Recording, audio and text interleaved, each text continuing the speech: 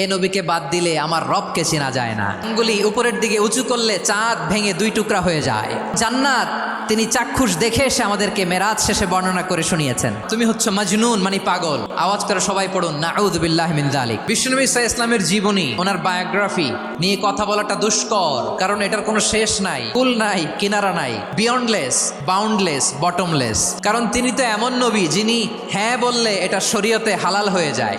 এ নবীর মুখ দিয়ে যদি না বের হয় যে না, নো, তাহলে এটা শরীয়তে হারাম হয়ে যায়। কেমন নবী আমরা পেয়েছি যিনি হ্যাঁ বললে হালাল, না বললে হারাম। যিনি সাব্বাবা, এই আঙ্গুলি উপরের দিকে উঁচু করলে চাঁদ ভেঙে দুই টুকরা হয়ে যায়। যে নবী জমিন থেকে পা উঁচু করলে আল্লাহর আরশে মেরাজে চলে যায়। এমন নবীর উম্মত আমরা হয়েছি। যে নবীকে বাদ দিলে কোরআন বোঝা যায় না, কারণ এ নবীর উপরই কোরআন নাজিল করেছে কে? এ নবীকে বাদ দিলে হাদিস বোঝা যায় না, কারণ হাদিস তো এ নবীর মুখনিসৃত পবিত্র বাণী। এ নবীকে বাদ দিলে জান্নাত চিনা যায় না, কারণ জান্নাত তিনি চাক্ষুষ দেখে এসে আমাদেরকে মেরাজ শেষে বর্ণনা করে শুনিয়েছেন। এ নবীকে বাদ দিলে জাহান্নাম চেনা যায় না।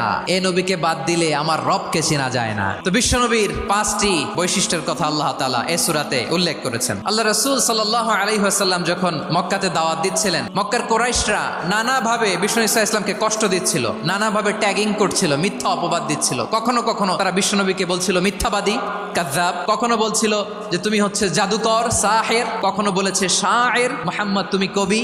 কখনো বলেছে কাহেন, মুহাম্মদ তুমি গণক। এবং কখনো বলেছে মুহাম্মদ তুমি হচ্ছে মাজনুন মানে পাগল। আওয়াজ করে সবাই পড়ুন নাউযু বিল্লাহি মিন যালিক। তাহলে বিশ্বনবীকে মৌলিকভাবে এই পাঁচটি অপবাদ দিয়েছে। তুমি মিথ্যাবাদী, বলেছে গণক, তুমি কবি, তুমি পাগল, তুমি জাদুকর। বিশ্বনবীকে যে এই পাঁচটি অপবাদ দেয়া হলো, আল্লাহ তাআলা এটা সহ্য করেননি। এই পাঁচটি অপবাদের বিপরীতে আল্লাহ তাআলা বিশ্বনবীর পাঁচটি চমৎকার বৈশিষ্ট্য উল্লেখ করে সূরাতুল আহজাবের দুইটি আয়াত নাজিল করেছেন। আওয়াজ করে পড়েন আল্লাহু আকবার। পাঁচটি চমৎকার বৈশিষ্ট্য সূরাতুল আহজাবের ভেতরে রব্বুল আলামিন উল্লেখ করে আমাদেরকে জানিয়ে দিচ্ছেন, ইয়া আইয়ুহান নাবিয়্যু ইন্না আরসালনাকা শাহিদান ওয়া মুবাশশিরান ওয়া নাযীরা ওয়া দাঈয়ান ইলাল্লাহি বিইذনিহি ওয়া সিরাজাম মুনীরা।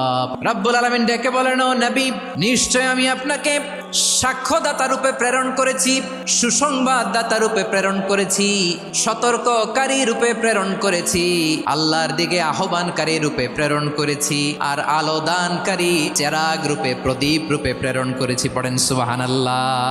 পাঁচটা বৈশিষ্ট্য। এক নম্বরে আল্লাহ তাআলা বলেন নিশ্চয় আমি আপনাকে সাক্ষ্যদাতা হিসেবে প্রেরণ করেছি। এজন্য শাহিদ, শাহিদ মানে সাক্ষ্যদাতা। মুবাশশির, দুই নম্বর বৈশিষ্ট্য হচ্ছে তিনি মুবাশশির। মুবাশশিরুম বিরহমাতিল্লাহি ওয়া বিল জান্নাহ, তিনি আল্লাহর রহমতের সুসংবাদ দেন, তিনি আল্লাহর জান্নাতের সুসংবাদ দেন। সুবহানাল্লাহ পড়েন। তিন নম্বর বৈশিষ্ট্য হচ্ছে নাযীর, তিনি সতর্ককারী, ওয়ার্নার, তিনি সাবধান করতে এসেছেন, রিমাইন্ডার দিতে এসেছেন যে আল্লাহর পথে যদি না চলো, শিরকি কাজ যদি না থামাও, তাহলে এমন আযাব আসবে আল্লাহর পাকড়াও থেকে তুমি বাঁচতে পারবে না। তিনি নাযীর। বিষ্ণু ঈসা ইসলামের 4 নম্বর বৈশিষ্ট্য হচ্ছে দাঈয়ান ইলাল্লাহ, তিনি আল্লাহর দিকে আহ্বানকারী। এই যে আমরা আমাদেরকে পরিচয় দেই যে আমরা দাঈ, বলে যে উনি হচ্ছেন একজন দাঈ ইলাল্লাহ। বহুবচনে আমরা বলি আদ-দুআত ইলাল্লাহ, এটা কোরআনের এই আয়াত থেকে এসেছে। সুবহানাল্লাহ পড়েন। ওয়া দাঈয়ান ইলাল্লাহি বিইذনিহি, আল্লাহর আদেশে বিষ্ণু ঈসা ইসলাম আল্লাহর দিকে মানুষকে ডাকেন। এবং বিষ্ণু ঈসা ইসলামের 5 নম্বর বৈশিষ্ট্য হচ্ছে সিরাজাম মুনীরা, আলোদানকারী প্রদীপ, আলোকদীপ্ত প্রদীপ, যে আলো দিয়ে তিনি গোটা বিশ্বকে আলোকিত করেছেন। আওয়াজ করে পড়েন আল্লাহু আকবার।